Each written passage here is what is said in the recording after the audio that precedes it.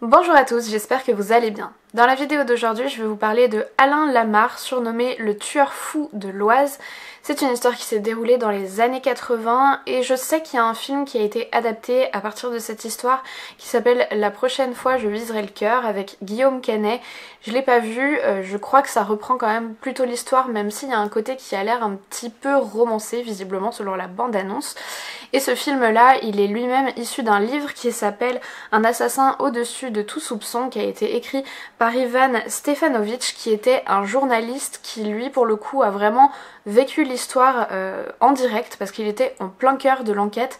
Donc je pense que son livre pour le coup je l'ai pas lu non plus mais semble être plutôt fidèle aux faits. Donc voilà, j'avais juste envie de vous le signaler si jamais après avoir vu cette vidéo vous avez envie d'en savoir plus. Je ne fais pas durer cette intro plus longtemps, je vous laisse vous installer confortablement comme d'habitude, éteindre vos lumières et une fois que vous êtes prêts, c'est parti.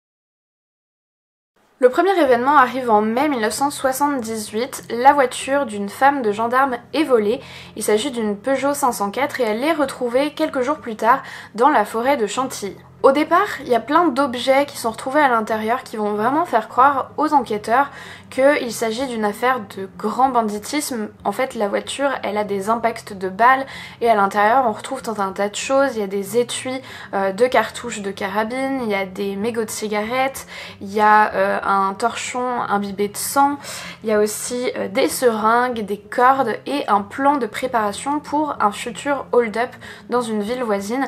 Donc tout ça va vraiment aiguiller sur cette piste du grand banditisme, sauf qu'on découvrira plus tard que c'était des objets qui avaient été laissés exprès par le criminel pour les induire en erreur. 2 mois plus tard, donc en juillet 1978, Karine Gros-Piron, qui a 17 ans, reçoit 3 balles alors qu'elle sort d'un cinéma à Pont-Saint-Maxence.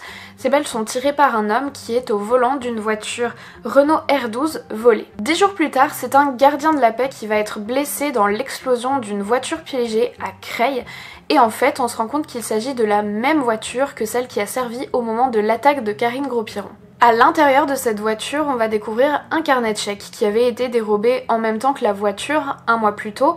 Et en fait, certains de ces chèques-là ont été utilisés par le criminel pendant toute cette période chez différents commerçants. Et donc ces commerçants-là vont pouvoir donner des éléments qui vont permettre de dresser un premier portrait robot du suspect. On nous dit que c'est un homme à l'allure militaire et qu'il est plutôt beau garçon. Par contre, il a visiblement des oreilles très décollées. Le criminel adresse alors une première lettre anonyme aux enquêteurs accompagnée de la carte grise de la R12 qui fait foi. Et dans cette lettre, on peut y lire notamment « Karine me connaît, mais elle ne pourra jamais faire le rapprochement. Une fille de 17 ans qui déambule provocamment la nuit est une cible que j'affectionne particulièrement. La prochaine fois, je viserai le cœur et non pas les jambes. » Des empreintes digitales vont être relevées sur cette lettre et on se rend compte qu'elles correspondent aux autres empreintes digitales qui avaient été retrouvées dans la toute première voiture abandonnée, la Peugeot 504 abandonnée dans la forêt. Donc finalement le lien entre ces 3 affaires-là est établi. Les mois passent et de nouveaux crimes sont commis de plus en plus violents. Le 16 novembre 1978, une jeune femme à vélo se fait renverser volontairement par un homme au volant d'une Peugeot 504 volée. Cette voiture sera retrouvée 2 jours plus tard par 2 gendarmes, Alain Lamarre et Lionel Carpentier, et elle explose lorsque ce dernier essaye d'ouvrir la portière. Heureusement, il sera que légèrement blessé. Quelques jours plus tard, c'est le bureau de poste de Sénarpont qui est braqué. Le criminel tient en joue la postière, une jeune femme de 22 ans qui était enceinte à l'époque, pendant qu'il dérobe l'argent. Les empreintes digitales qui sont retrouvées dans le bureau de poste sont là encore correspondantes avec les autres affaires dont je vous ai parlé. Le 1er décembre 1978, le criminel tue Yolande Razewski, une jeune fille de 19 ans, près de l'hippodrome de Chantilly. On sait qu'elle faisait de l'autostop et elle est retrouvée grièvement blessée de plusieurs balles de Beretta 9 mm court, ce qui est une arme vraiment très intéressante pour les enquêteurs parce que c'est une arme qui est rare et qui est généralement appréciée soit des collectionneurs, soit des militaires. Un témoin rapporte qu'il a vu Yolande monter dans la voiture à Pont-Saint-Maxence.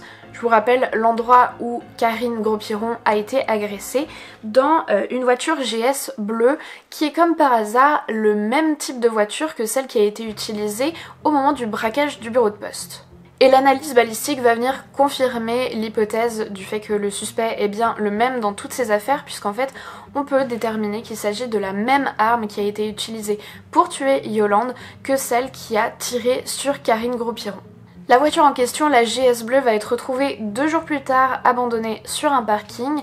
Elle était piégée, mais heureusement les gendarmes qui commençaient à être méfiants ont pu déjouer ce piège. Le 29 décembre 1978, le tueur de l'Oise fait une nouvelle victime, une femme qui s'appelle André, qu'il a prise en stop à la sortie de Compiègne, et elle va pouvoir raconter qu'au départ il était tout à fait aimable, il faisait la discussion tout à fait normalement, et puis tout à coup il a changé de comportement et il lui a dit « je vais te faire mal » avant de lui tirer 3 balles dessus, mais heureusement par une énorme chance, la jeune femme André a réussi à ouvrir la portière et à s'échapper en sautant de la voiture. Un témoin qui a vu la victime être prise en autostop va pouvoir décrire la 504 verte dans laquelle elle est montée.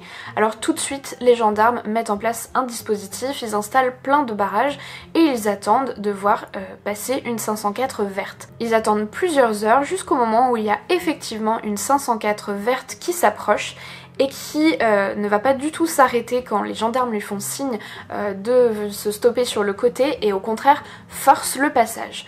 Une course-poursuite va donc tout de suite s'enclencher, mais malheureusement la 504 verte réussit à s'enfuir grâce au passage d'un train. Lorsqu'elle est retrouvée un moment après, la voiture est embourbée dans des terres marécageuses et bien évidemment son conducteur a disparu.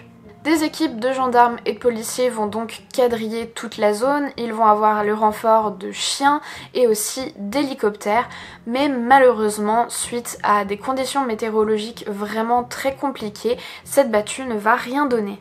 De son côté, la victime André, elle va passer plusieurs jours dans le coma. Et à son réveil, elle va pouvoir un petit peu faire avancer l'enquête puisqu'elle va pouvoir donc expliquer ce qui s'est passé et aussi préciser un petit peu le portrait robot du criminel. Malheureusement pour elle, elle restera paralysée à vie. Une seconde lettre est alors envoyée aux enquêteurs. Dans cette lettre, le criminel revendique tous les crimes, mais par contre il va essayer de les induire sur plein de fausses pistes. Ça bien sûr c'est ce qu'on découvrira plus tard.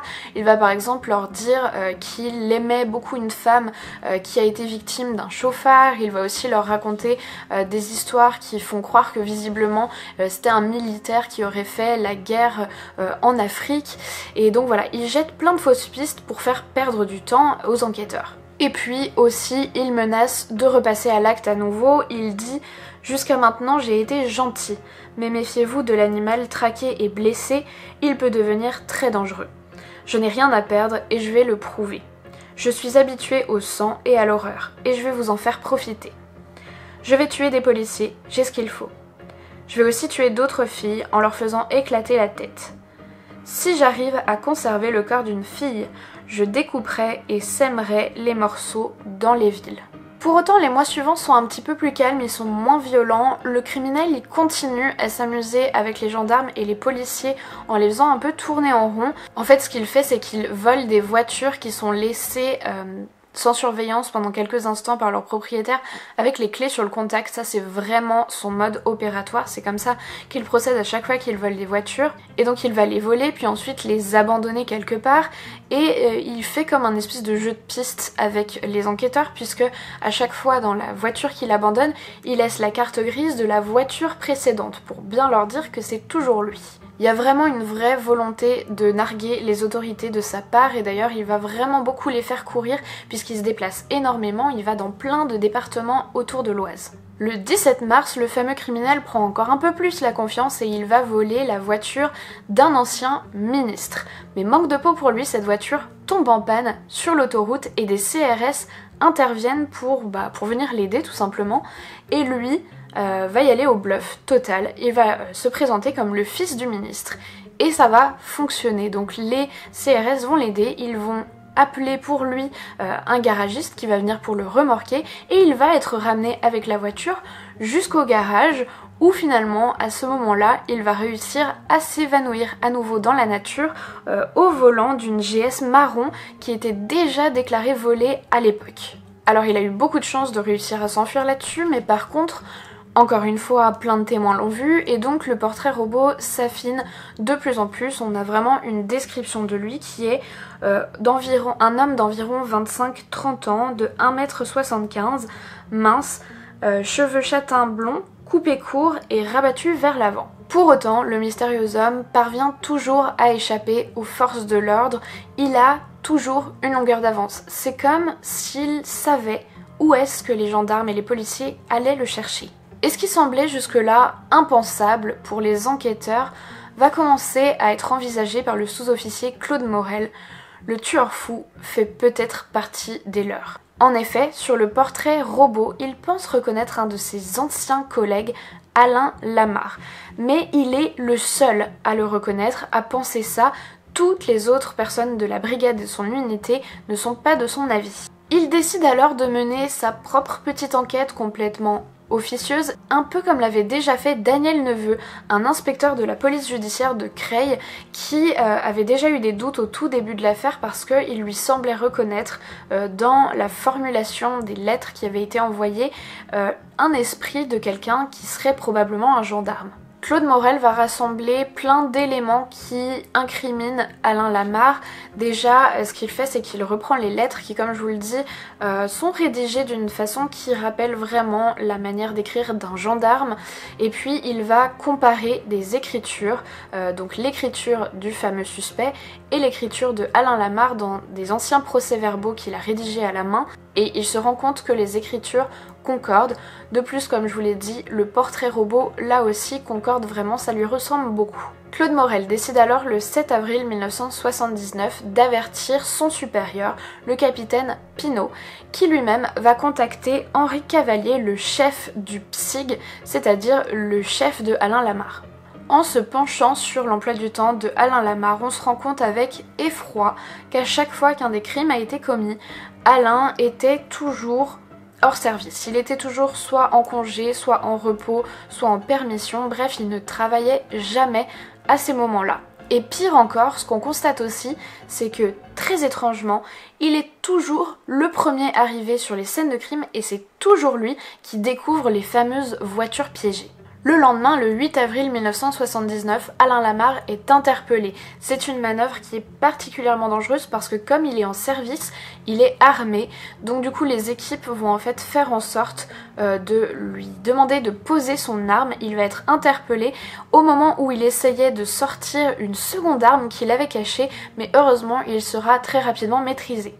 Au moment de son arrestation, Alain Lamarre avait 23 ans. Il servait le peloton de surveillance et d'intervention de chantier, donc le PSIG, et il participait lui-même à l'enquête sur le tueur fou de l'Oise. D'ailleurs, il était même connu pour être le plus investi. Comme je vous l'ai dit, il était très souvent le premier à remarquer les fameuses voitures volées et piégées, le premier arrivé sur les lieux du crime, et il avait aussi qualifié le meurtrier d'un salaud de tueur dans ses conversations avec ses collègues. Ces empreintes digitales qui avaient été retrouvées dans plein de voitures ainsi que la perquisition à son domicile vont permettre de confirmer qu'il s'agit bien du tueur de l'Oise puisque à son domicile on va retrouver énormément d'éléments en rapport avec l'enquête.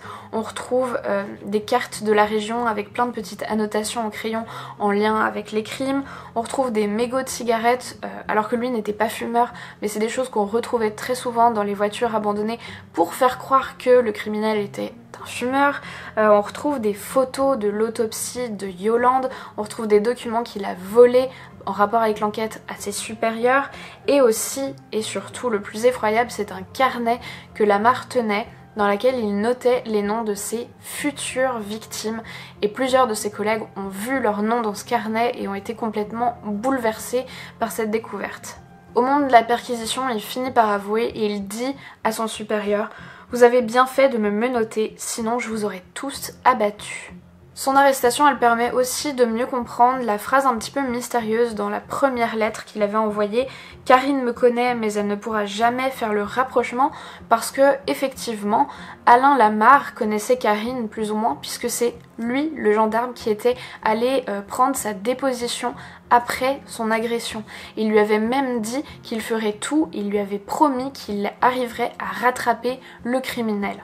Après ses aveux au juge d'instruction, Alain Lamarre deviendra mutique et il le restera visiblement pour le reste de sa vie. Il est établi avec certitude qu'il a commis un meurtre, 5 tentatives de meurtre et 15 vols de voiture. L'affaire a bien évidemment un retentissement médiatique énorme.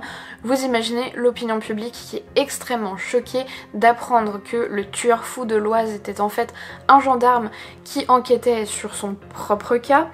Et le 8 avril 1979, aux alentours de 16h, au moment où la perquisition au domicile de Lamarre se termine, il y a énormément de monde qui est en bas de son immeuble puisque l'affaire a déjà été ébruitée. Il y a plein de journalistes qui sont là pour essayer de prendre des photos du criminel. Et malheureusement cet attroupement-là va avoir une destinée tragique puisque pour réussir à sortir de cette foule, la voiture de gendarmerie qui transporte Lamarre est obligée d'aller très vite et ensuite elle est poursuivie par plusieurs voitures de presse. Et malheureusement 2 jeunes qui circulaient au même moment sur un 2 roues mais en sens inverse vont être percutés par une des voitures de presse et l'un des 2 adolescents qui s'appelait Gérard Sébastien, qui avait 14 ans, décédera sur les lieux de l'accident. Alors je vais commencer par vous dresser un petit peu le profil psychologique de Alain Lamarre et puis d'aborder certains éléments qui peuvent éventuellement nous permettre de comprendre certaines de ses motivations pour tous ces crimes qu'il a commis. Premièrement, ce qu'on sait, c'est que Alain Lamarre, quand il était enfant, il avait une habitude un petit peu spéciale puisqu'il aimait beaucoup sortir la nuit, se promener dans les bois, ce qui n'est vraiment pas commun chez les enfants qui généralement ont plutôt peur de se retrouver seuls dans le noir. Et visiblement, à l'occasion de ces promenades, il y aurait eu au moins 2 actes criminels de pyromanie. Donc il a mis le feu à des tas de bois, je crois, ou des trucs comme ça. Et il aurait été ensuite puni physiquement par son père. C'est quelque chose que je tiens à signaler parce que si vous me suivez un peu, si vous suivez certaines de ces affaires, vous savez, les actes de pyromanie dans l'enfance, c'est quelque chose qu'on note généralement, c'est quelque chose qu'on relève parce que si vous voulez c'est un peu un signal d'alerte. Ça signifie pas forcément qu'un enfant qui a fait ça dans son enfance va obligatoirement devenir un criminel, mais c'est quand même quelque chose, un point commun qu'on retrouve très souvent et donc du coup quand on voit ça allume un espèce de petit voyant rouge quand même et on fait attention à ce genre d'éléments là. Lamarre, il a aussi toujours eu, toute sa vie, une énorme fascination pour la guerre, pour les armes et pour les corps armés. Vraiment, tous les livres qu'il lisait étaient à ce propos-là. Il faisait des dessins, il inventait même en fait sur un petit carnet des armes pour être encore plus puissante, être encore plus meurtrière. Il allait même se faire des petites séances de camping un peu hard avec sa tante de l'armée dans la forêt. Enfin vraiment c'était une véritable obsession chez lui. Dès ses débuts dans la gendarmerie à Clermont dans l'Oise, Alain Lamarre il fait preuve d'un peu trop d'enthousiasme et il a une certaine facilité à dégainer son arme un petit peu trop vite. Ça c'est ses collègues qui le remarquent et finalement il va être un petit peu relégué à des tâches on va dire plus administratives, ce qui va probablement nourrir en lui une vraie haine de la gendarmerie et une volonté de s'en venger. Moi tous ces éléments là, quand j'en fais un petit peu la liste, ils me font un petit peu penser aux mécanismes psychologiques qu'on retrouve beaucoup chez les tueurs de masse de type commando que je vous avais décrit dans 2 épisodes sur les tueurs de masse et je vous les mets juste ici si jamais ça vous intéresse de pouvoir aller les voir. Je dis pas que tout est pareil puisque évidemment le mode opératoire après il est complètement différent, mais je trouve que au niveau de cette espèce d'isolement et ensuite de frustration, ressentiment qui se projette sur une autorité ou sur une institution, ça me rappelle un petit peu ce mode de pensée là. On sait aussi qu'il vouait une véritable admiration, fascination pour le tueur de Nogent, c'est-à-dire Marcel Barbeau, qui était en fait une affaire qui avait complètement bouleversé le département de l'Oise tout juste 2 ans plus tôt. On dit aussi qu'Alain Lamarre, à plusieurs reprises et notamment vraiment sur la fin, vers ses derniers crimes, il aurait laissé plein d'éléments, notamment ses empreintes digitales et d'autres indices pour... en fait, qui aurait permis de le démasquer. Et ça, c'est visiblement sa volonté à lui de vraiment de plus en plus jouer, titiller la police et surtout leur montrer que finalement ils sont nuls, ils sont mauvais, puisque normalement cette enquête-là, ils auraient dû pouvoir la résoudre beaucoup plus rapidement, ils auraient dû le trouver avant, et je pense que vraiment ils se sentaient complètement supérieurs, peut-être même invincibles, et ils voulaient leur montrer qu'il était plus malin, plus intelligent que eux, qui étaient bêtes entre guillemets, enfin c'est ce que lui voulait prouver, de ne pas réussir à résoudre l'enquête. Alors on verra par la suite quel diagnostic officiel a été fait par les experts psychiatres qui l'ont rencontré. Moi j'avais commencé un petit peu à dresser son profil psychologique avant de connaître ce fameux diagnostic et de l'avoir lu, donc je vais d'abord vous parler de ce que moi j'avais retrouvé, puis on verra, on comparera du coup si je m'étais trompée ou pas. Ce que je trouve qui est le plus visible, c'est qu'il y a pas mal de traits de la personnalité antisociale chez Alain Lamarre, puisqu'il y a une consommation excessive d'alcool, il y a un intérêt accru pour les armes à feu, il y a aussi des difficultés à établir des relations durables avec les autres, notamment avec les femmes. Visiblement on ne lui connaît pas vraiment de petite amie ou de relations de longue durée. Donc ça fait plein d'éléments, je trouve, qui vont un peu dans le sens de la personnalité antisociale. Et puis je trouve aussi qu'il y a d'autres traits qui font un petit peu plus penser à un trouble de la personnalité narcissique. C'est quelque chose qu'on voit avec les lettres qu'il a envoyées. Il essaye vraiment d'attirer l'attention sur lui et ce qu'il veut, c'est être craint, être perçu comme un prédateur très dangereux. Ça fait un peu référence à vraiment un besoin et une envie d'être la personne qui domine la situation, qui contrôle, qui impose la peur sur les autres. Et il y a aussi, comme je vous le disais, cette volonté d'être le plus malin, d'être plus intelligent que les autres, et que ce soit reconnu finalement par tout le monde, que tout le monde se rende compte au moment où il sera enfin interpellé qu'il était plus intelligent que les gendarmes. Et puis il y a une troisième dimension qui est celle d'une espèce de perversité quand même dans sa personnalité, parce que on voit quand même que c'est quelqu'un qui a besoin et qui recherche à être au plus près du crime, puisque comme je vous l'ai dit, c'est toujours lui le premier arrivé, c'est toujours lui qui découvre les voitures qui sont piégées. Et en fait il est aux premières loges pour voir ses collègues ouvrir les portières des voitures et être pris dans l'explosion. Donc il y a quand même vraiment ce côté où il a besoin de voir les effets de ses crimes. Pareil quand il va aller interroger sa propre victime, Karine Gros-Piron, il y a vraiment cette espèce de proximité, de besoin d'aller voir les choses qu'on retrouve pas forcément dans d'autres profils. Par exemple les poseurs de bombes, il y a vraiment deux types de profils. Il y a ceux qui ont besoin de voir et puis il y a ceux qui s'en foutent, qui ont déjà déguerpi. Lui, on sent qu'il a besoin d'être aux premières loges. Aussi, c'est intéressant de noter que c'est un tueur qui a deux profils types de victimes, puisqu'il y a les femmes et les gendarmes. C'est quelque chose qui est assez peu commun, mais qui n'est pas non plus complètement inédit. Ça arrive tout à fait que certains tueurs aient deux types bien définis de victimes qui n'ont pas vraiment de lien l'un et l'autre. Alors dans certains rapports des psychiatres, il a été évoqué la possibilité d'une problématique d'homosexualité refoulée. Je sais pas du tout sur quoi se sont basées ces hypothèses et ces analyses, parce que honnêtement je crois pas qu'on ait vraiment d'éléments là-dessus. Il est probable que ce soit des théories qui ont été évoquées parce que voilà, on était quand même à la fin des années 70 80 et début 80 et l'homosexualité était encore un peu mal perçue par beaucoup de psychiatres. Donc je pense que c'est un peu une explication facile de dire ah, il tire sur des femmes parce qu'en fait il a des désirs homosexuels refoulés. Mais honnêtement, je vois pas réellement d'éléments dans l'affaire qui puissent aller dans cette direction, donc personnellement je préfère laisser cette hypothèse de côté. Voilà pour les éléments du profil psychologique d'Alain Lamarre. Alors on va revenir ensuite après son arrestation. Il a été évalué par des experts psychiatres pour essayer de déterminer s'il était responsable ou pas de ses actes.